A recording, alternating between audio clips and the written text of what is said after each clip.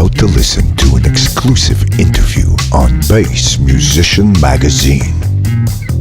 The interview starts now. Hey everybody, this is Raul for Bass Musician Magazine, and today we have the great honor and pleasure of chatting with bassist and vocalist and multi-instrumentalist for Barenaked Ladies, Jim Creeggan. Hi, how's it going? It's going great. Thank you for taking time out of such a busy schedule to chat with us. And I know you guys have been very, very busy, and we'll touch base on a little bit about that. But let's go back a tick so that people get to know a little bit more about you and your beginning and your journey as a bassist. How did you get started? How did things get going? Well, I think it started. I had a really great music program at my public school, and what it was itinerant musicians would come into our public school, and we'd have a string program and a band program.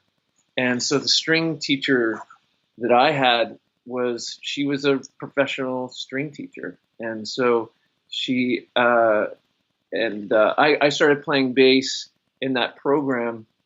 Actually, I remember trying to get into that program. They sort of asked what note was higher. They played one note on the piano and they played a second note. It was like, which was the second note higher or lower than the first note? And I guessed. I was like, I don't know. And I must have got it right because I got in. And it started the whole thing. And so I started playing cello in grade 4 in that program. Mm-hmm. And then I was tall, and I wanted to be like my big brother, so I asked if I could play the double bass. And they were like, "Oh yeah, we got one," And so the greatest thing about being a bass player in that string program is that it was very simple music, especially for the bass. And so from grade 5 and 6, I played the root notes of the songs when the Saints go marching in, really clear songs.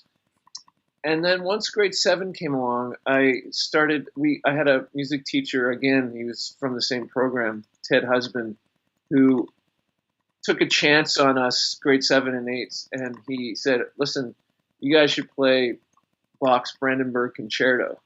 And I was like, all right. And so I just learned the first 4 bars, and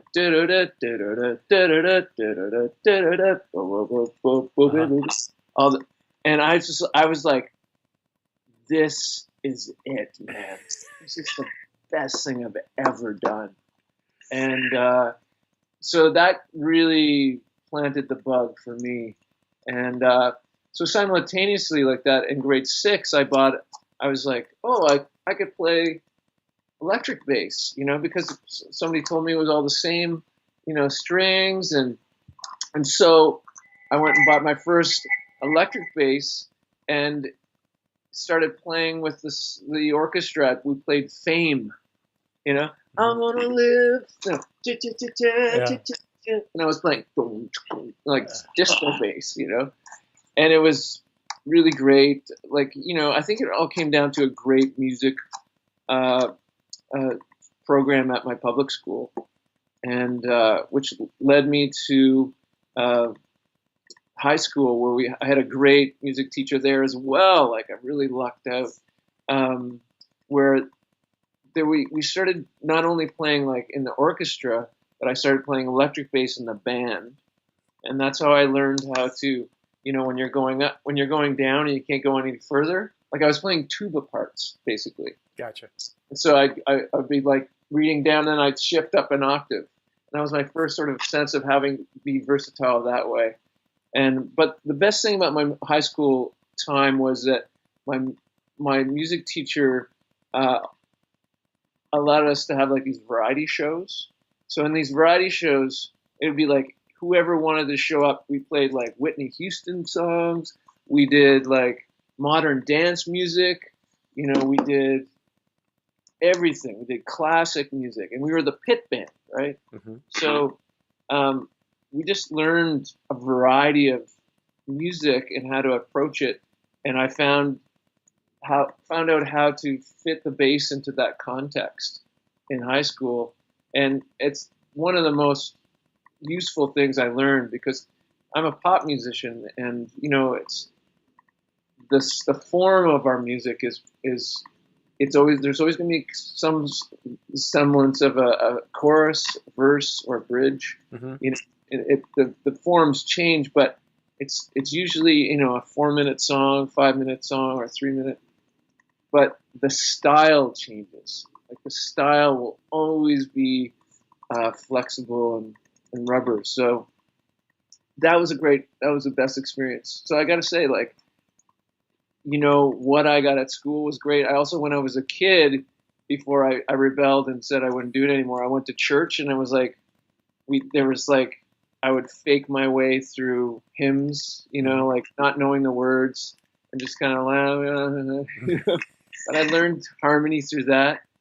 And then in high school, my music teacher again, Miss Fraser, she invited me to play in her Scottish country dance band, which was Bobby Brown and the Scottish accent was the name of it. There you go. It's where I really learned how to groove. It's like we play at the Royal York in Toronto. It's a big ballroom and very formal Scottish country dancing, and it was like all night long. It'd be like the chords and on the accordions, and that's where I had a revelation. Like, okay, this is when it all works. This is what it feels like. And so I constantly keep trying for that feeling, when a band really grooves. And there's other things that were happening in high school. I started my own band. We're the Backstreet Band, and we started off playing like Elvis stuff. So I was really into swing. Mm-hmm. And we covered, Stray Cats, and this would be like 86, 1986. And then we got into like the Blues Brothers stuff that was presented to us, and then we learned about Steve Cropper and Duck Dunn through that whole thing, and that was and then we went and got into Weather Report, so I got to discover like Jaco Pastorius and his what he brought to the whole changed bass forever. And Totally. Played Birdland, and soon after that is when I joined the Barenaked Ladies. First year I actually applied to University of Toronto and studied under Thomas Monahan, Mm-hmm. who's taught a lot of the Canadian double bass players, classical players. And I was in first year university at University of Toronto studying to be a symphonic bass player. But the side thing, playing with friends and stuff was always there. And so that's when I started with the Barenaked Ladies. And I think those two things together were very interesting. Like I had, on one hand, I was playing like Stravinsky's A Symphony of Psalms, Psalm 29, or it was like a full choir, double orchestra, these huge textures. Mm-hmm. And then I was playing with Stephen, Ed, and Tyler in a bar the next night. And so I think that sensibility of really being involved in something very, beautiful and lush and emotional, I always wanted to bring to the smaller setups as well. So I think that's sort of, I value both sides. They really sort of inform each other. Very cool. Well, and it's always gratifying to hear how public education and early education in music can be so influential and so important, and especially when we're at a time when the arts are seeing a lot of cuts, and especially in the US, where they go, well, we want to spend more money on a football field or something, and it's like, but look at the value and the impact that something like this can have, and even on people that don't become professional musicians, they see links between your analytical skills and your mathematical skills, and anybody that listens, I mean, Bach, period, is just eye-opening I first, ironically, my first experience with Bach was actually Moog synthesizer, the switched on Bach series with Walter, ergo later Wendy Carlos, a whole other thing. But it just blew me away. The textures and the music and all that. And when you have that foundation, you can draw upon it and enrich whatever you're doing. So again, Yeah, I think it's like when you have, I mean, the football sports is great too, you know, it's like, but music is just allows for another sort of idiom to influence another, or to draw connections between the two. absolutely. So if you're working on math at school and you are going in that direction and simultaneously learning some music, you know, mentioned Bach, or you know, learning how things interact there. When you have two different things that you're relating to, when you start, you learn them deeper. When you can draw sort of connections, and it happens without us even knowing it. You know, it's like spatial understanding. You learn in music, playing an instrument, the distance between notes, the harmonies, and in math, you get a sense, a feel for the math distances and equations and measurement. I mean, it all just sort of interacts and makes both stronger, right? So yeah, I totally hear you on public education, just keeping music in there. Mm-hmm. Yeah. Now let's come back to Barenaked Ladies. You got started with the band, and it was my understanding is that so took off that the more formal end of education came to an end, and then the rest snowballed into what is been kind of moving more towards present. Tell us a little bit of the Barenaked Lady journey. Well, like I said, in first year university, at studying to be a double bass player, I met Stephen. Well, I knew Stephen Ed from a music camp that was from our high school program. Again, another great part of that, where all the artsy kids got to be the cool kids for a week up north in Ontario. So I knew them from there, and Ed was already playing in my with me and my brother. My brother Andy met Ed in music camp, and we brought him into our high school, the Backstreet Band. And I knew Steve from the music camp, and so when I first started university, they were touring around with a comedy group around Canada, and they came through Toronto, and I was a big fan. I went to see them play. The second time they came through, Andy and I played with them, my brother, and we never stopped playing with them. And so, as a double bass player, I played a little electric bass. I played in high school bands all the way through in the pit band, but I really wanted to push the double bass and play it all the time. So I basically was portaging my double bass all around Toronto from where I was in the University of Toronto. So I'd go down about a mile walk with it on my back. I know there's better ways to do it, but I'd do that and play every Monday night at this place called this Ultrasound Show Bar, which is now a spa. I don't know, maybe that's better. But and then from then second year university, I was trying to do both. I was also on the track team. It was a crazy time. And then the opportunity came to go and travel as a band and do a tour of the universities of Canada. And it was a big decision. I remember the donut shop and just sitting there going, okay, I got to kind of walk away from this path I was on. But it was undeniable. It was undeniable that things were really, really taking off for the band. And the clubs, people were starting to come to see us that we didn't know. It was amazing. I don't even know they are no one's friend, and they are coming to see us. That was a big deal. Yeah. So I took a year off, a music school at U of T, and then that year turned into now almost 28 years. Wow. Yeah, so we just kept going, kept getting back in the van, getting back on the bus, and we had some early success in Canada, and that was, that took us on our first record, which did really well. It sold 1 million copies pretty quickly, and this is unheard of in Canada. And then we traveled the country, and then like around '93, we started touring in the U.S.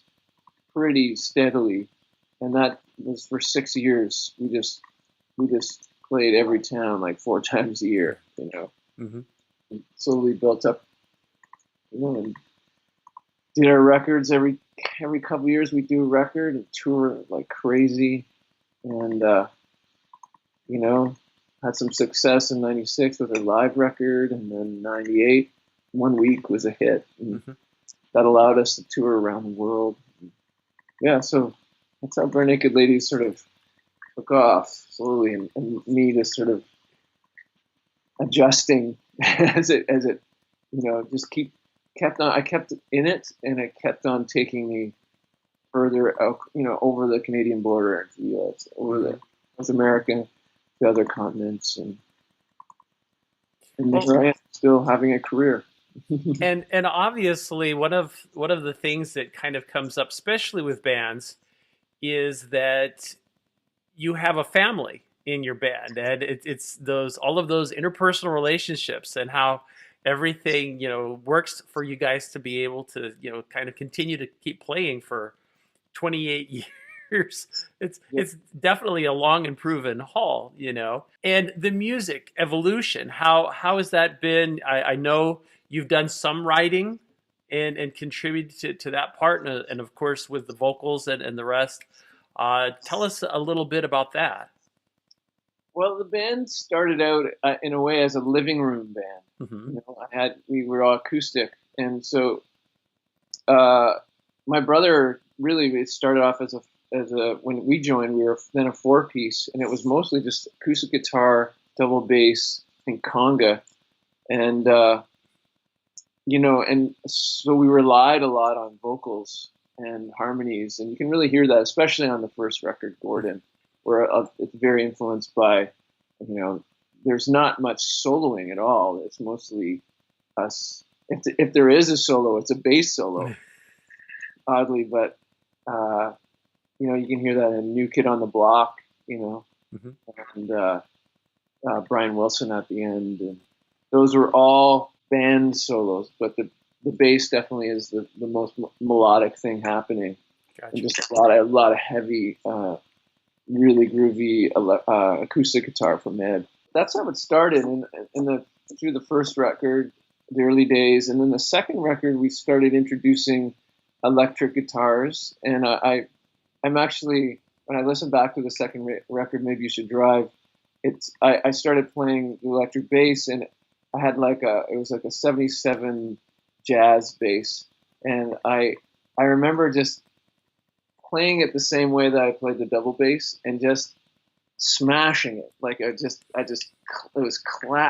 made so many clacky sounds because on the double bass I can lay into it, just all energy going into the string, but on the jazz bass you have to finesse it, otherwise you choke it. You choke that warm bass note, right? So it was a learning experience. You can even hear it on that record. It's a lot of because I was just smacking the pickups, and then the evolution of the sound, in the third record we became even more experimental, and my brother left at that time, so it was only a 4-piece, so we lost his melodic, and so a lot of that even came back to the double bass, so you'll hear a lot of more melodic stuff like I Know, or there's a lot of more room for though the electric guitar was starting to be more melodic, it's still, there's a lot, we lost an instrument, so the bass actually picked up the slack more there. That was Born on a Pirate Ship. The fourth record, Stunt, was, it was really great. We recorded with Susan Rogers, who you might know from working with Prince, Okay. and she was really experimental, and she was really up for me playing the double bass. Like I was like, I want to do it, and she was like, yeah, let's find a way to make it happen. So I was in the same room as the drums. I played my double bass through an SVT, not a SVT, and like a 4x8. Like she was so ballsy, Mm-hmm. like like most people would be afraid of the bleed between the two, but she was like, yeah, commit, let's go. And so that record had a lot of energy that way, and it was double bass centered. And that was, that was a breakout record for us. That was the first record where Kevin Hearn came in and recorded with the band, and he brought a lot of melody and stuff. So the bass was, though still melodic, it wasn't, soloing or anything. It was more on the inside. You can hear it on 1 week. It sort of moves, and it moves the bottom end, it moves the chord around. Mm-hmm. The song is, a lot of it is just A, it's an A chord, and I just play with moving around A and shaping the song in a melodic way, but it was shifting the foundation. Gotcha. So, so that's the band changed there, and Maybe You Should Drive was another very much of a live record, and that was, Maybe You Should Drive is where I started playing electric bass for real, Gotcha. Like I was kind of up to that point was like, I'm still a double bass player, and just play double bass.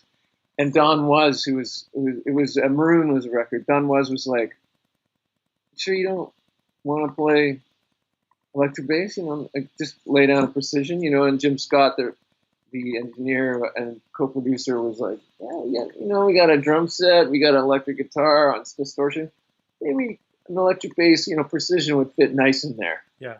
Sonically. And I was like, I'm a double bass player, Next day, there's this little channel that you have to walk through to get to the recording room. And in it was this electric bass case. And I was like, what's that in there? And he goes, oh, it's just a little something I picked up from the shop. Check it out if you want, whatever. Mm-hmm. So I go, oh, okay. Well, I checked it out. I put it on, plugged it in, and they were like, okay, let's hit it. So most of that album was on this precision bass that I got from Don Was. It was his bass. And there was a few, though, like Conventioneers, which is actually I'm really proud of that double bass performance, and a couple other ones. That's when I first started playing it for real.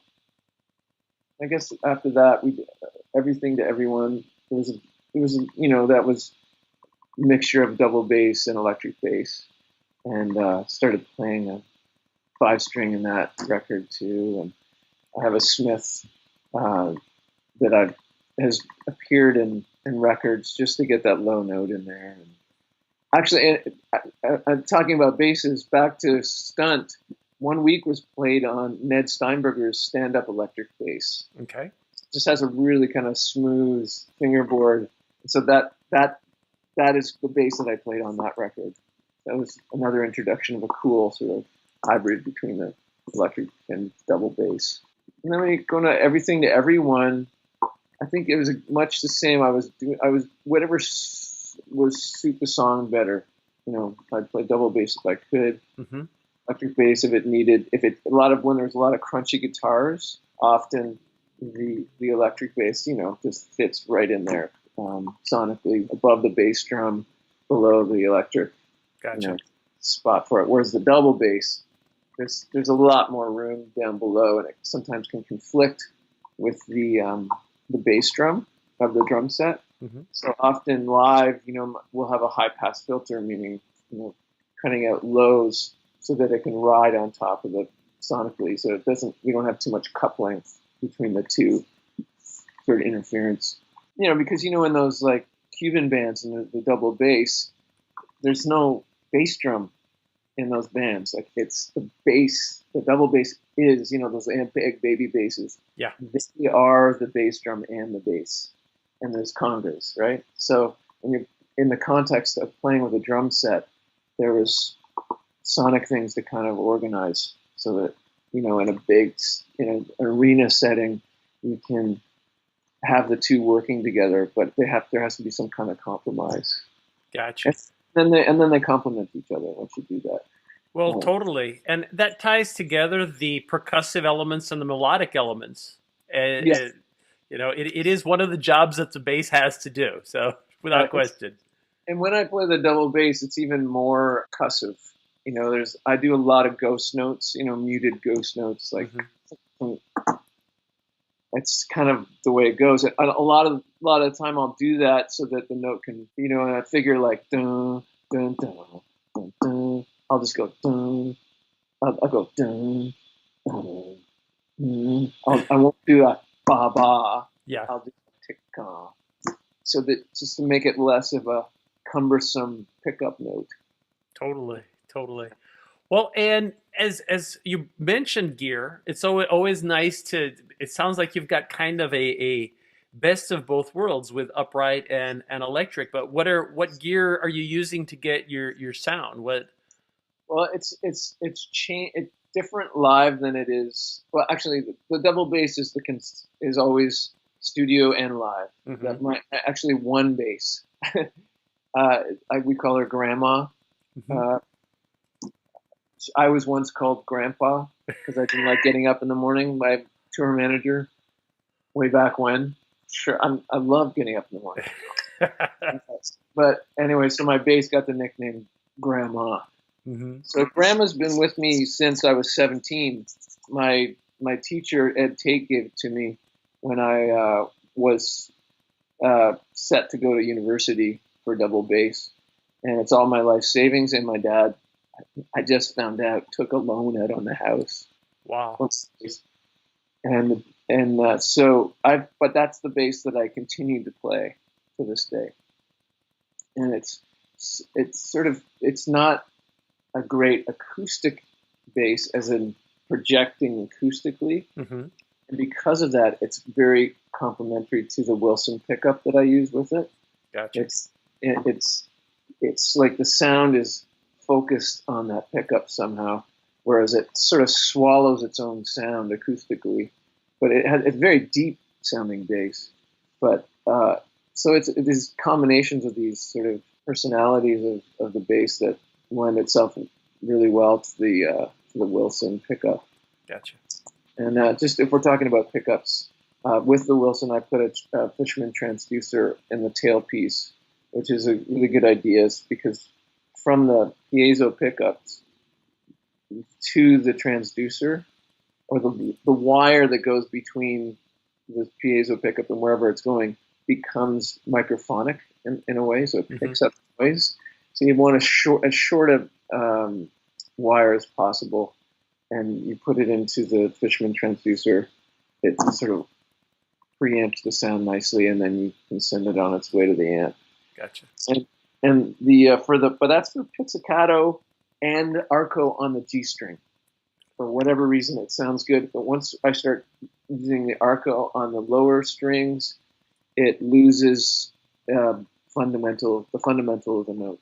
And the main reason is because the Wilson is, if this is the bridge, Mm-hmm. Wilson fits on the top right here, right underneath the strings, 4 probes.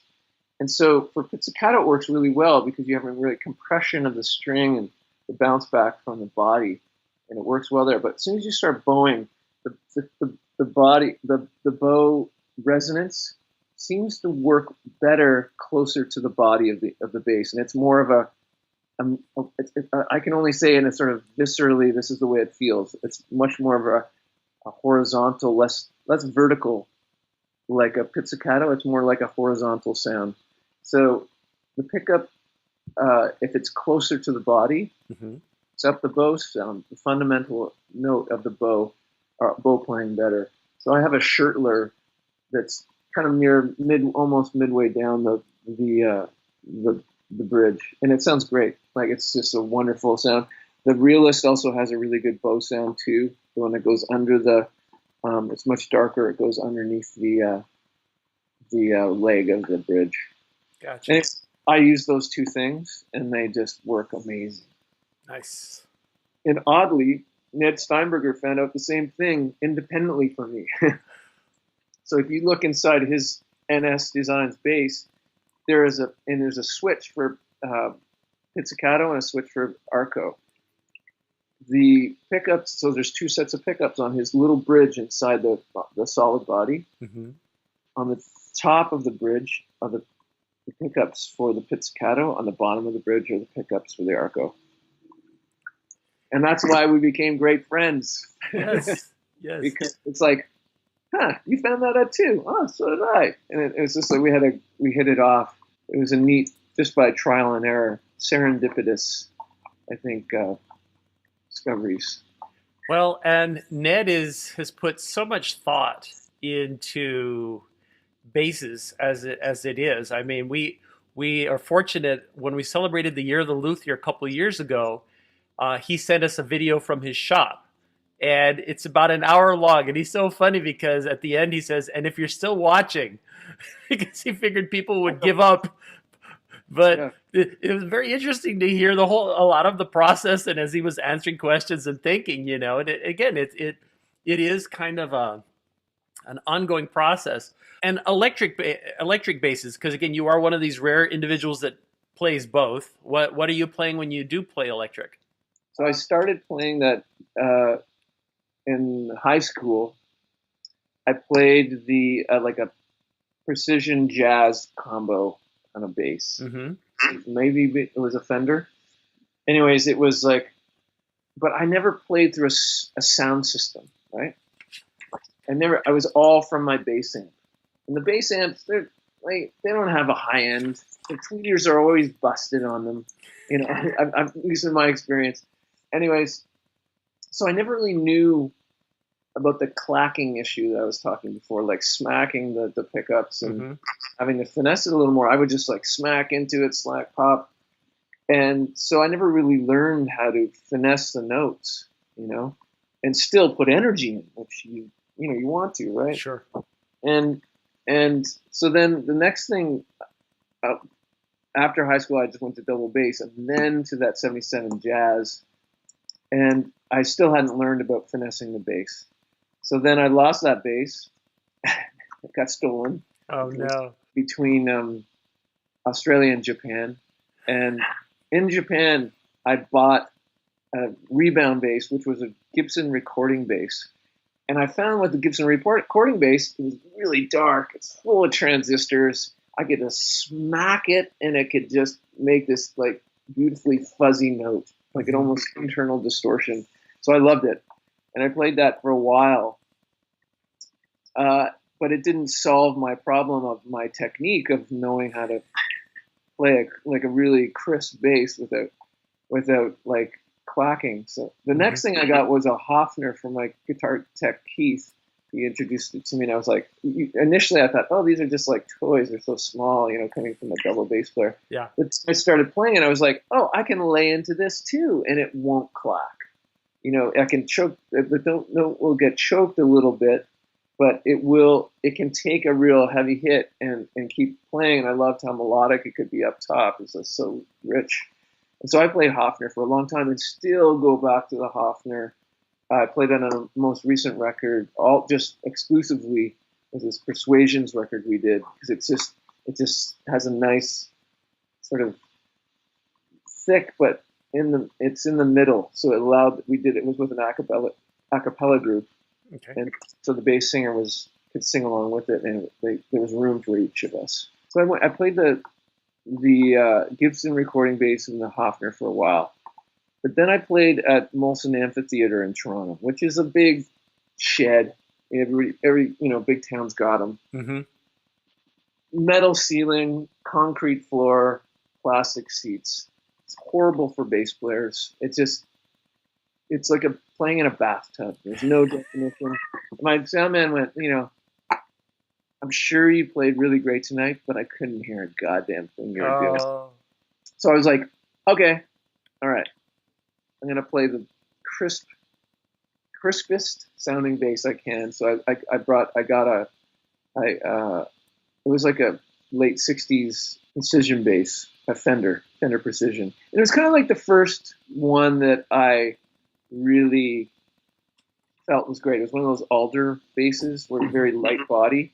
And for me, those really take the note. And you can lay into them to a certain degree, but it was like, oh, this is what they were talking about. Like, this is why people like precisions, you know? Mm-hmm. And so I played that for about 4 years. And another 62 bass that I got from North Bay, in Northern Ontario, was where my mom was from. Gotcha. And they really taught me how to play the precision, you know, through playing shows, being able to rock out on it, but not blow it out, not over exert the note, and still give it energy. Gotcha. So then I went to, then it was funny. My son started playing electric bass. He was taking lessons, and he wanted to slap. You know, he wanted to slap bass, and I was like, okay, well, you can't. He was playing Hofner. I had him playing Hofner. So he's like, you know, that's a really good tone to start with. Mm-hmm. You know? But then he wanted to get into slap, and I was like, you can't slap on a Hofner. He's got a real good slapping bass. So I went out and bought him a Furlanetto bass, an F bass, which is from Hamilton, Ontario. I got in my car, went down to see George, and went to the shop and came out with a beautiful Furlanetto 4-string PJ. And I brought it to my son. He was like playing it. It was great. I asked him if I could take it to a gig. So I took it to a gig, and my sound man was like, can you keep bringing that back to the shows? So really, my son was out of a bass after that. Oh, no. So, which my live thing, whenever I play live, Furlanettos are great because you can just touch them and they just give you a full note, full attack. I started playing Furlanetto 4-string basses. Mm-hmm. And then I got I was 4-string. The bell went off there. Yeah. But and then I just recently got a 5-string Furlanetto, and it's what I play Grandma, 4-string Furlanetto, and a 5-string Furlanetto, and it's really the clearest and most expressive basses I've played to this time. Excellent. In the studio, it's a different story. I'll play a Hofner, I'll play the Gibson recording bass. If I want something really dirty and aggressive, I'll play the Gibson recording bass. Hofner gets that beautiful warm tone. Just touch it, and it will give you warmth. And then I'll play my late '60s Fender Precision for real. You know, if I want to hear the rails Mm-hmm. on a song that's on a song called "Invisible Fence" on the new record. You can really hear it, kind of. It's really rich and energetic sort of sound. You know, I was able to really bring a real energy to that tune with it. It had, like I said, like, you know, the frets become these kind of like rich rails that go rail, you know. Yeah. You can really play on those blisses. So that's it. I think that's my bass story. Got you. Well, and from what I'm capturing, it sounds like you are extracting the nuances out of the instruments themselves to notice those subtleties between an F bass or a Hofner or a Fender. Do you use any pedals or any effects? Oh yeah, there is one that I keep coming back to. If I want distortion, I will use a Sans amp. Like, those are Mm-hmm. best thing. They don't choke the bass tone, and but I don't use distortion that much. I use it for fun and once in a while. There's a few songs that we have distortion in it as a main quality of the song, but there's a PV. It's not an octaver. It's like a subsonic. It brings subsonic, earthquaking low tones under your note. And it's called the Cosmos. Okay. It's a rack mount, and it's really, really cool. It's really solid. It's not like an octaver where sometimes it doesn't track.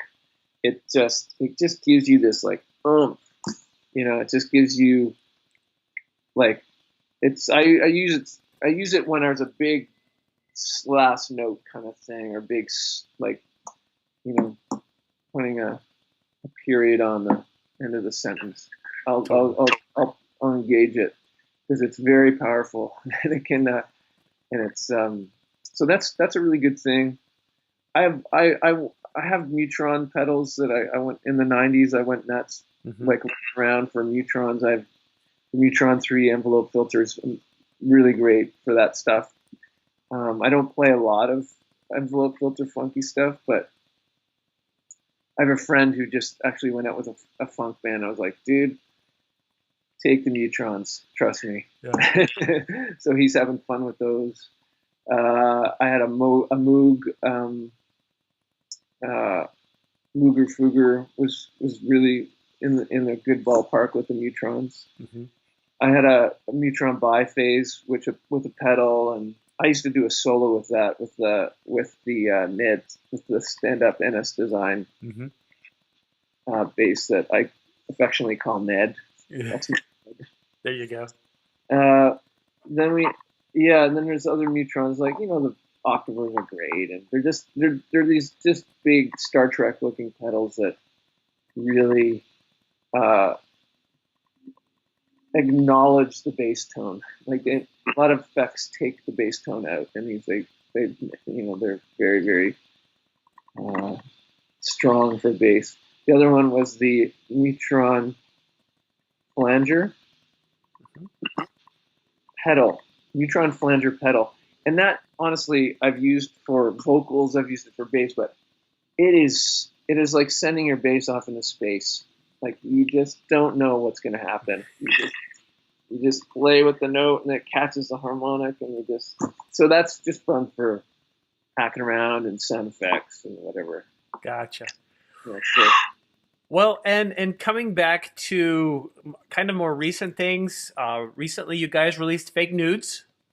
Yeah. And tell us, and I know you've been touring a lot of places in Canada recently, and we're just finishing. I'm in Ottawa right now, the nation's capital, mm-hmm. and just about to. We got 2 more shows, Ottawa and Toronto, and that'll be 2 to 3 months of touring Canada. And we've done a lot of great. We got to visit lots of smaller cities in Canada, which was great. We haven't done that in a while. Mm-hmm. And so there's that. It's like lots of people still out there for us, which was great. It's been a good tour. Nice. And if I understand correctly, you're doing a U.S. tour next year. Yeah, we're doing the Last Summer on Earth tour in the summer. Okay. So we'll be coming, to all the favorite places. Oregon. We're going to be coming to Washington. Boise, Idaho. Gotcha. Salt Lake City. Well, Raleigh. We're playing Raleigh, I think, on July 4th. Very cool. It's like, what an honor, They asked us to play on the 4th of July. Yeah, 4th of July. Man. So cool. Well, and if people want to know where to find out those specifics, I'm guessing barenakedladies.com would be the best place. That's it. Perfect. Also, because you guys are so busy, I have to mention, I was just watching your video Looking Up. Oh, yeah. And you guys obviously have a lot of fun with the music.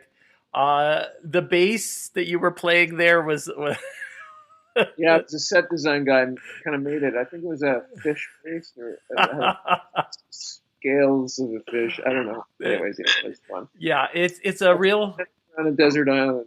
Yeah. Deserted. Yeah.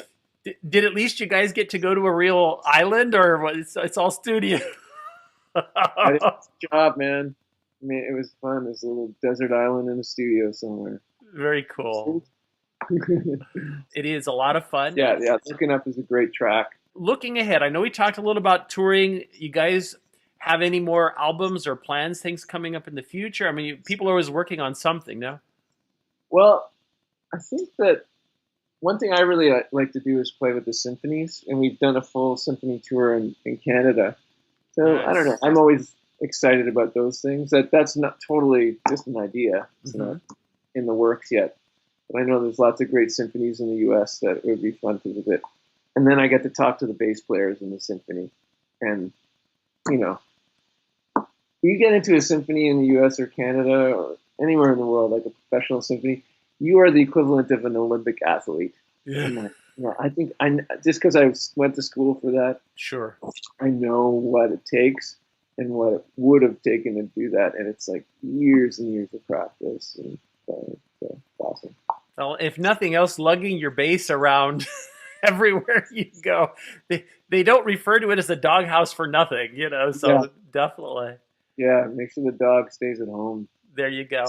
And any projects of your own? Do you have anything that you know, if you've been writing or thinking that you'd like to be doing? Well, I do projects with my brother. It's funny, my brother and I played in Ottawa just a couple summers ago.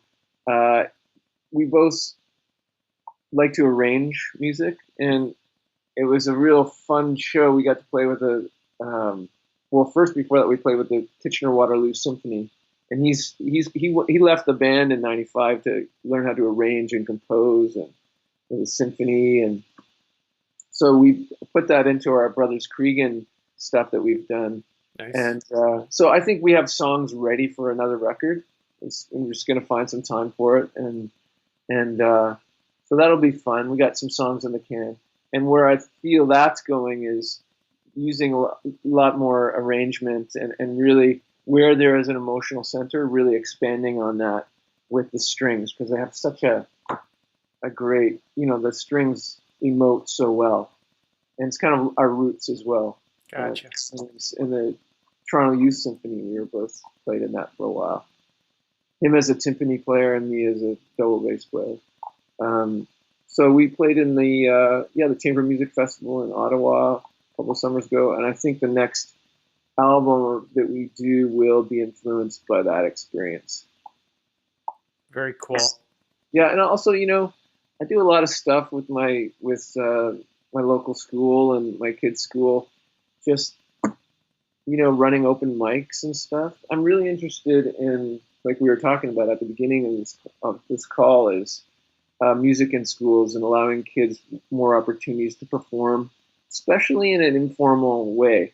Sure. Having open mics and allowing them just to try anything.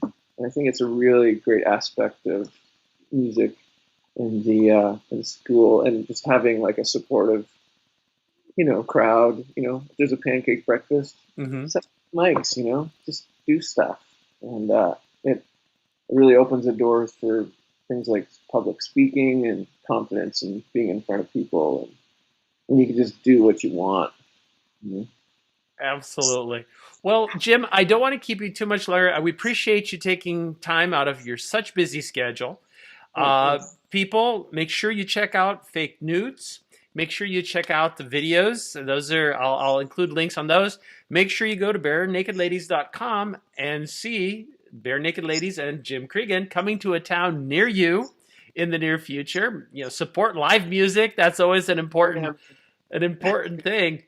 And thanks again for your time, people. Jim Creeggan coming to you via Skype directly here on Bass Musician Magazine. Thanks for basing out with us here on bassmusicianmagazine.com.